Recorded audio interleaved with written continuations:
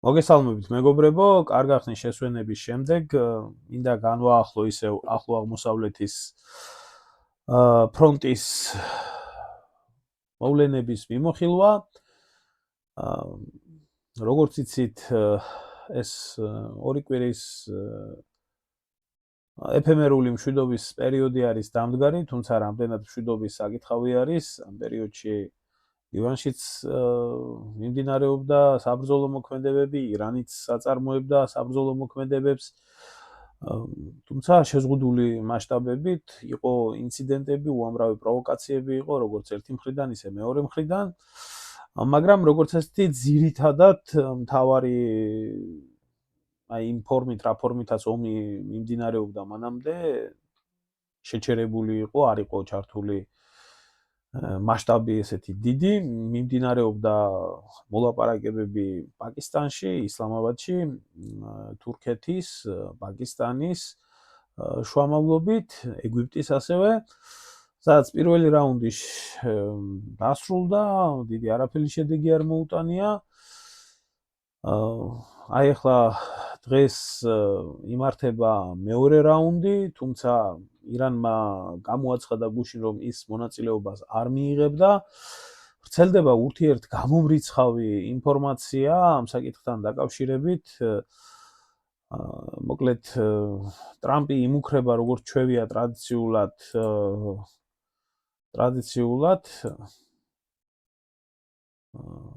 წუთით რომ თუ ირანი არ მიიღებს მონაწილეობას თავისთავად ისევ და ისევ ომი განახლდება, ასე იქნება, ისე იქნება.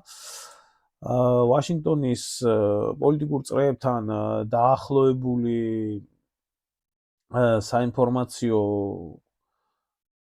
წყარო აქსიოსი აცხადებს, რომ ჯეიდი ვენსი გაემგზავრა პაკისტანში ვიცე-პრეზიდენტი მოლაპარაკებისთვის და გამოჟონილი ინფორმაციიდან ბოლო მომენტში ირანის მხარემ მიიღო გადაწყვეტილება უშუალოდ მოჯატა ჰამენეიმ, სულიერმა ლიდერმა, მაგრამ ამას ეწინააღმდეგებოდნენ კატეგორიულად ირანის გუშაქთა კორპუსის მეთაურობა, სამხედროები, რომლებიც თვლიდნენ, რომ ამერიკის შეერთებულ შტატებთან საუბარს არანაირი აზრი არ აქვს. პრინციპში ისინი მართლები იყვნენ, რადგან მთელი ამ ხნის მანძილზე, შემდეგ გაჩვენებთ რუკაზე რო გადავალთ თუ რას გულისხმობდი, შეერთებული შტატები ამ პაუზას იყენებდა იმისთვის, რომ გადაჯგუფება მოეხდინა თავისი ძალების და გამოაცხადა ირანის პორტების ბლოკადა. მოკლედ, აი ასე გამოიყურება ბლოკადა, რომელიც გამოაცხადეს ამერიკელებმა ირანის მიმართებაში, აქ არის თვითონ ორმუზის სრუტე, რომელი ორმუზის სრუტეც ირანს აქვს გადაკეტილი და შემდეგ აი წითელი ხაზით, რომელიც არის გავლებული ეს ომანის ყურეში ბლოკადად გამოაცხადეს შეერთებულმა შტატებმა აი ამ ხაზის გადაკვეთის შემთხვევაში ნებისმიერი ტვირთი, რომელი ტვირთიც იქნება ირანისთვის ამზადებული, აბსოლუტურად ყველაფერი ექვემდებარება დაკავებას, ჩამორთმევას და ესე შემდეგ. გამოცხადებიდან რამოდენიმე დღის მანძილზე უპრობლემოდ მოძრაობდნენ ირანული გემები, მაგრამ აი გუშინ წინ მოხდა ინციდენტი, ვარცდები ტოსკა, ასეთი სახელწოდების გემი, რომელი გემიც მიემართებოდა ჩინეთიდან ირანის მიმართულებით ამერიკელებმა დაატყვევეს, დააზიანეს ხომალდი არ დაემორჩილა ამერიკელების მოთხოვნას გაჩერებასთან დაკავშირებით და მათ გახსნეს ცეცხლი, დააზიანეს ხომალდის დაზიანების შემდეგ გადასხეს დესანტი და აიყვანეს ტყვეთ ირანული ხომალდის ეკიპაჟი და გამოაცხადეს ის, რომ ხომალდზე, რომელიც ჩინეთიდან მიემართებოდა ირანში, აღმოჩენილი არის რაღაც ქიმიური ნივთიერება, რომელიც ქიმიური ნივთიერებაც გამოიყენება ირანის რაკეტების წარმოებისთვის და გამომდინარე აქედან ისინი ირანის სარაკეტო პროგრამა რომ დაასუსტონ, აქედან გამომდინარე ბლოკადას აგრძელებენ. ნუ ამ ყველაფრის ფონზე მიმდინარეობდა ეს ასე რომ ვთქვათ, მოლაპარაკებების ჩაშლის პროცესი ამ ყველაფერზე დაიწყო, ამიტომ გამოაცხადეს გუშაქთა კორპუსის ხელმძღვანელობამ, რომ ამერიკელებთან მოლაპარაკება არ უნდა გაგრძელდეს და ისინი მზად არიან გადავიდნენ საომარ მდგომარეობაში, მაგრამ აი როგორც ვრცელდება ინფორმაცია, არაოფიციალური ინფორმაცია, ჯერჯერობით დაუდასტურებელი, რომ ირანის სულიერმა ლიდერმა მაინც გადაწყვიტა მოლაპარაკებების წარმოება, ის კიდევ კანონი არის ირანში და გამომდინარე აქედან შეიძლება დღეს ვნახოთ მოლაპარაკებები, თუმცა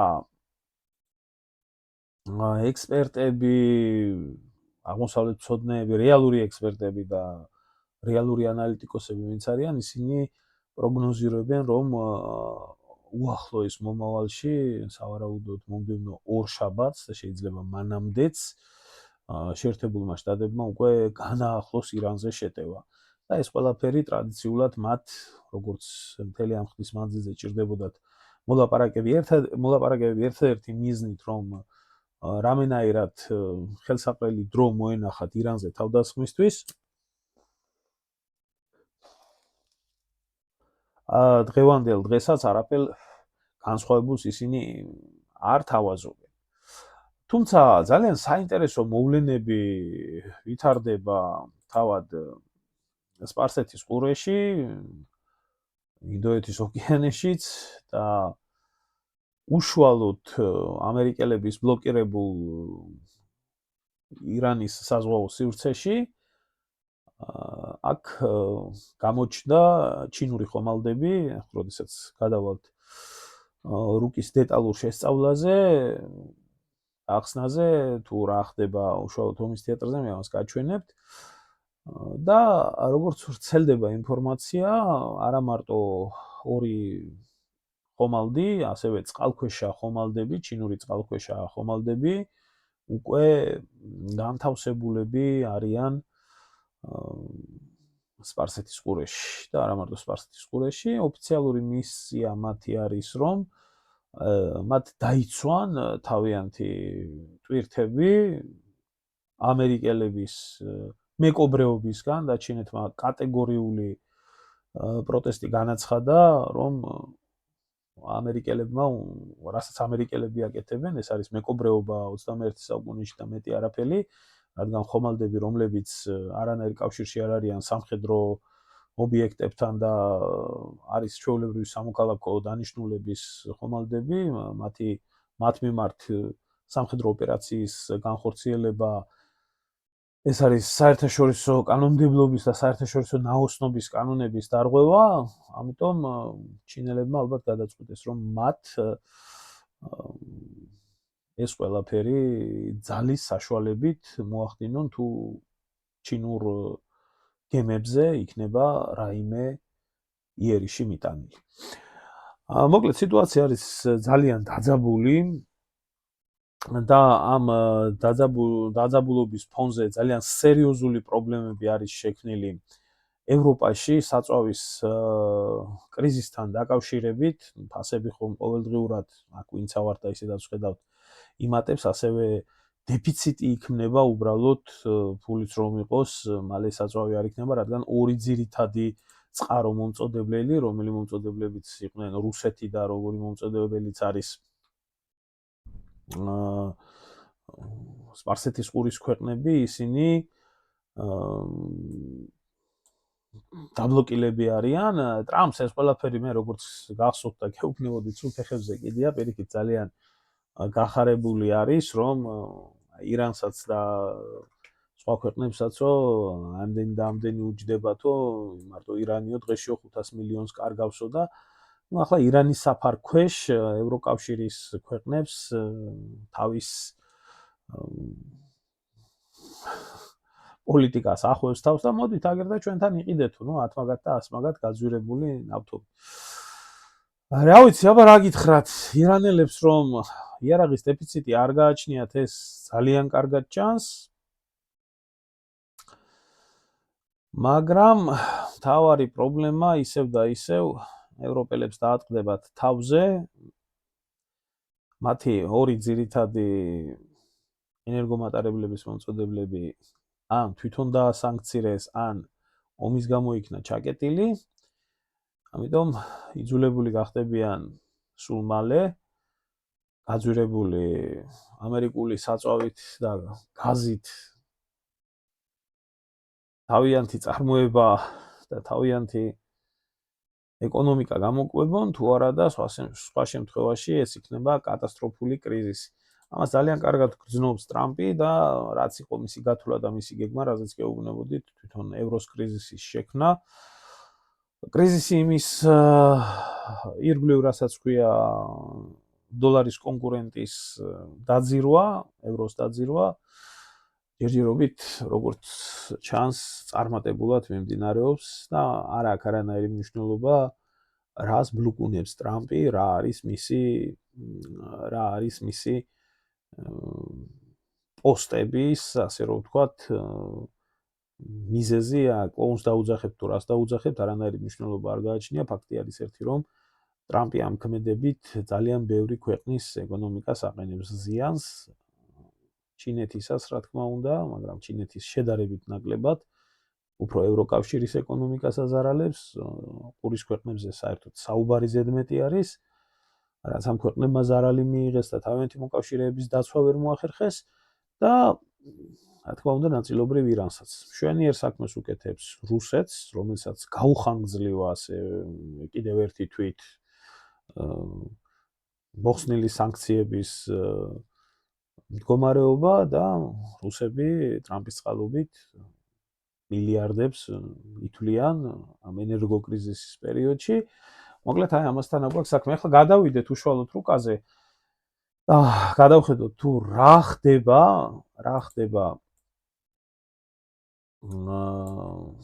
უშუალოდ რეგიონში და უფრო მარტივად აღსაქმელი რო იყოს, ამეტი ინტერაქტიული რუკიდან მოახდინოთ მდგომარეობის განხილვა.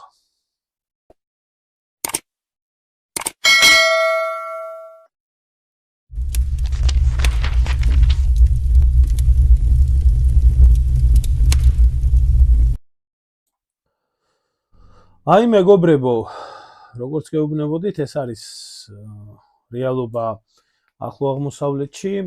აი ეს არის წითელი ხაზი, რომელიც ბლოკადის ხაზიც დააწესეს ამერიკელებმა. სადაც ირანის სახმელეთო საზღვრის გასწვრივ პირდაპირ არაბეთის ნახევარკუნძულზე და ამბობენ, რომ ამ ფორმით ახდენენ ირანის პორტების ბლოკირებას. ეს კი რაც შეეხება თვითონ უკვე ორმუზის სრუტეს და ირანის მიერ დაწესებული ბლოკადა ორმუზის სრუტეში და ამათ შუაში, რაც ძალიან საინტერესო არის, ორი ჩინური ფრეგატი, რომელიც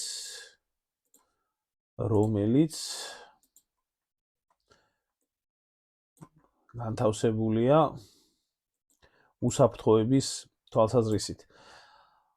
ჩინელებს ძალიან აქტიური ვაჭრობა აქვს, რა თქმა უნდა, ორმუზის სრუტეში, აქ ჩინურ ეკონომიკას ყვებავს ეს ყურე და ზუსტად კარგად იციან ამერიკელებმა თუ სად უნდა დაარტყან ჩინურ ეკონომიკას ყველაფერთან ერთად, ამიტომ ამ ტერიტორიაზე მოყრილი აქვთ თავიანთი ფლოტი, რომლის საშუალებითაც ახდენენ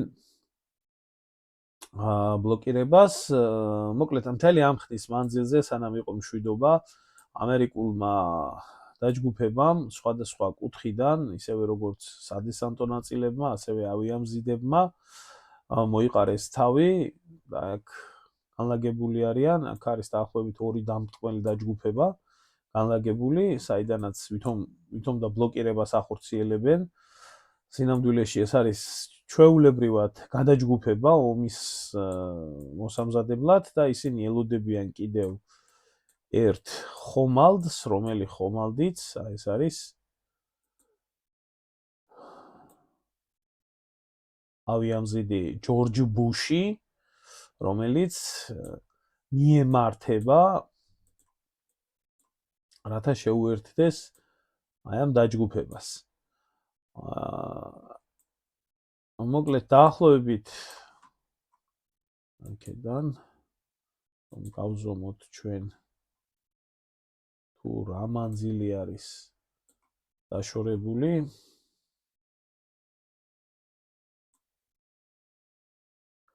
ამერიკელების შენაერთთან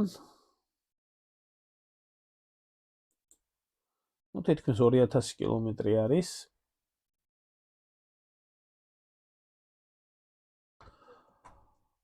და სავარაუდოდ ეს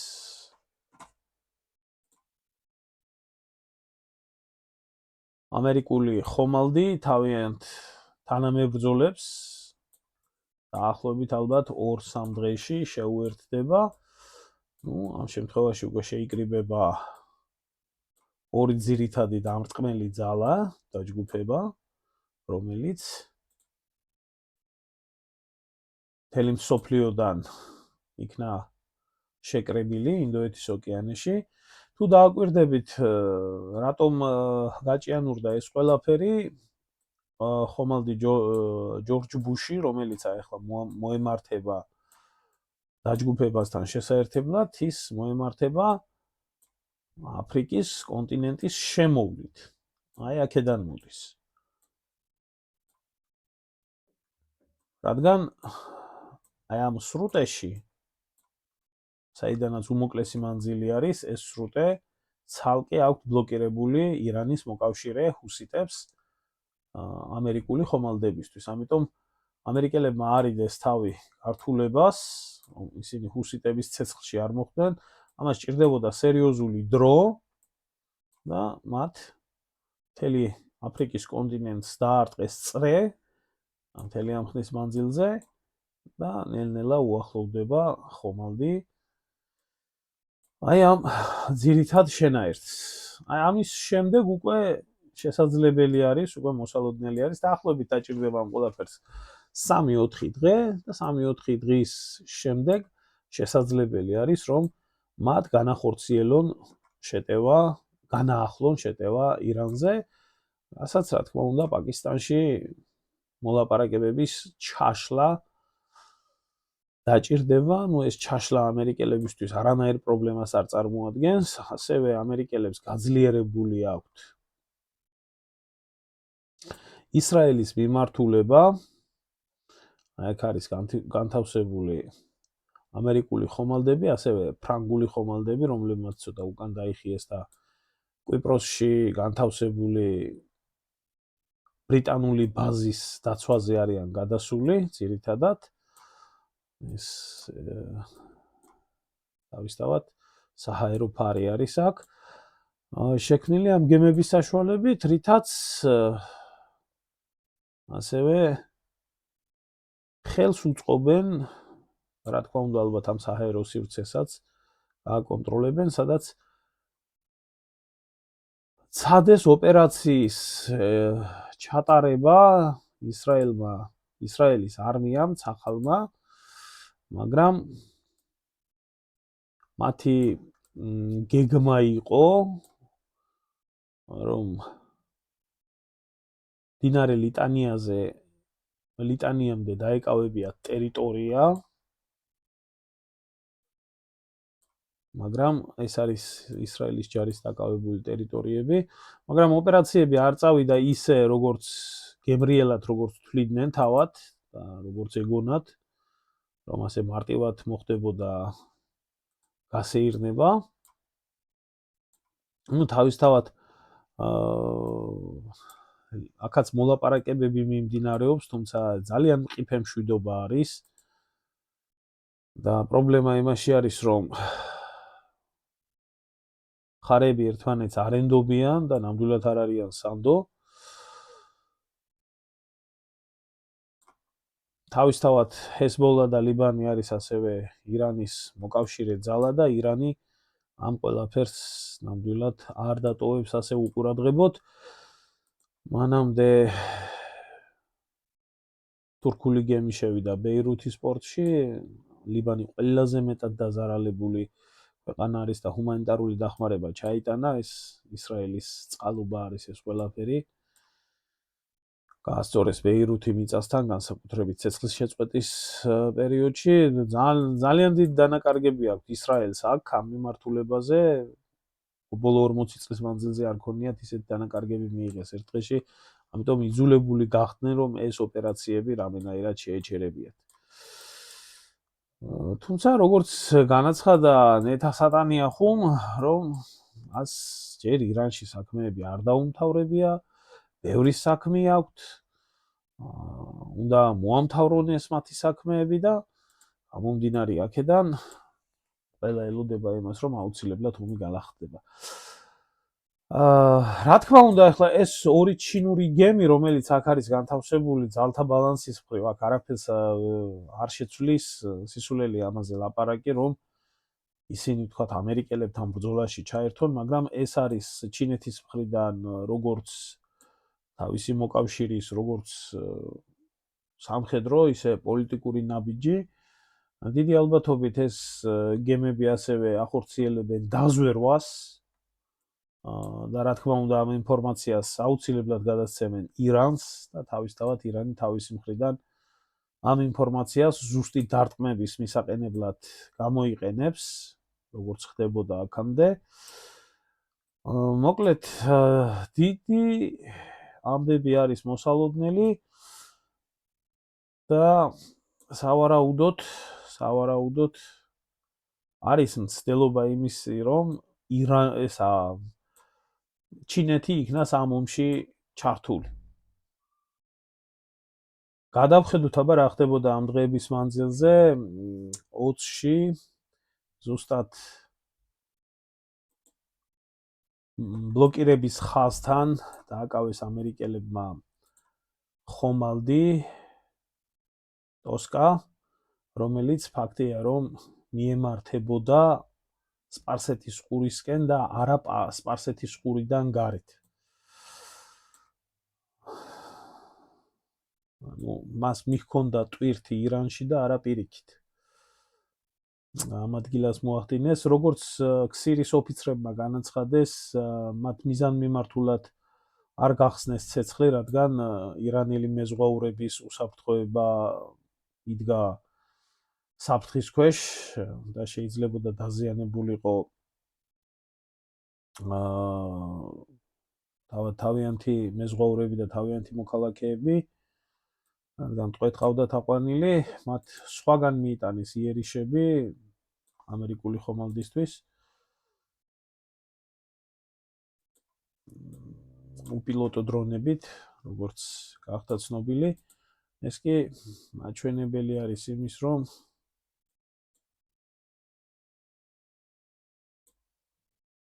არც ერთმა ხომალდმა 2026 წლის 20 აპრილს არ გადაკვეთა ორმუზის სრუტე. ორმუზის სრუტე განაგრძობს ბლოკირებას ჩვეულებრივად.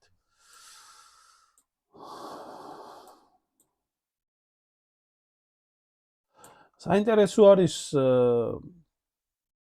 რა იქნება ირანელების პასუხი და სავარაუდოა ის, რომ ირანელებს ახალი სტრატეგიული გეგმები აქვთ შემუშავებული, იქნა ქსირის აკეთებული განცხადებები, ვიდეოები იქნა გავრცელებული, რომ ისინი აუცილებლად ახალ სიურპრიზებს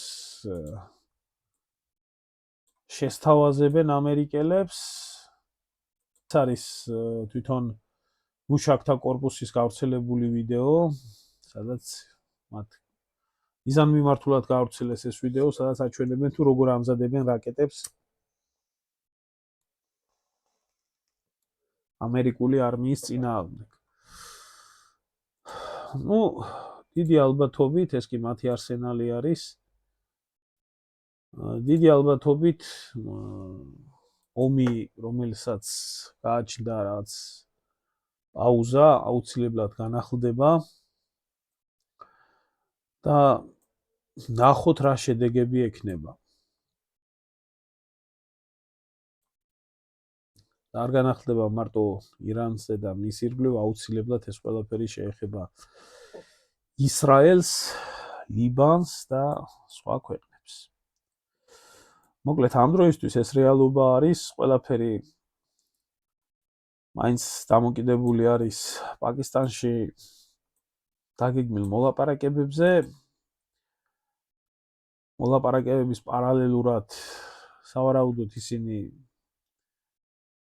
ამერიკელებს გულისხმობ არ ჩაერთვებიან ომში, მაგრამ შექმნიან ისეთ ვითარებას, რომ რაც სავარაუდოა, მათ ვერაფერი სასიკეთო და დადებითი ვერ მოახერხეს მოლაპარაკებებში და აქედან გამომდინარე იძულებულები არიან ისევ გააგრძელონ ომი, ისევ დემოკრატიის ექსპორტი, ისევ ირანის ურანის განადგურება და ასე შემდეგ და ასე შემდეგ. რა ვიცი, ჩვენ მაინც იმედი დავიტოვოთ, რომ ირანელები და ამერიკელები მოილაპარაკებენ ერთმანეთში, მაგრამ რაღაცნაირად მე პირადად ამ ყველაფერთან დაკავშირებით ძალიან დიდი ეჭვი გამაჩნია. ამჯერად ამერიკელები უფრო მომზადებულები შეხვდებიან ამ ომს, მეტი ხომალდი ეყოლებათ ახლოში. თუმცა ეს რას შეცვლის, ესეც კიდე საკითხავია. მოკლედ, ამით გემშვიდობებით ამ ეტაპზე გავაგრძელოთ ჩვენი აღმოსავლეთის მოვლენების მიმოხილვა, რათა ქართველ მსმენელამდე იქნას მიტანილი რეალობა, რაც არის და არა ის თუ რასაც, რა ვიცი, ისრაელის საელჩოში თუ სოროსის ფონდში თუ ამერიკის საელჩოში დაწერილი ინფორმაციები, რაც ვრცელდებოდა და ვრცელდება ქართული მოსახლეობისთვის. დიდი მადლობა ყველას ყურადღებისთვის.